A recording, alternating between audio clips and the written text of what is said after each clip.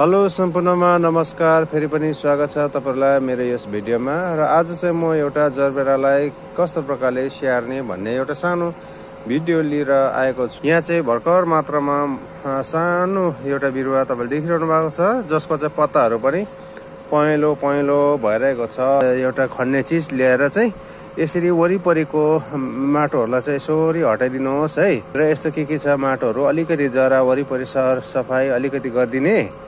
यो चाहिँ हो भर्मी कम्पोस्ट मल। यो माटोसँग मिक्स गर्छु म हो। र यसरी माटोसँग मिक्स गरिदिनुहोस्। यसो गरिसकेपछि चाहिँ तपाईहरुले यसको वरिपरि तपाईले लगाइदिनुहोस्। यसको वरिपरि यो माटोमा मिक्स गरेको भर्मी कम्पोस्ट चाहिँ तपाईले यो ढुङ्गाहरू छ यसरी फ्याँक्दिनुहोस् हैन। र जहाँसम्म यसलाई जराको वरिपरि चाहिँ अलिकति हल्का होस् यसरी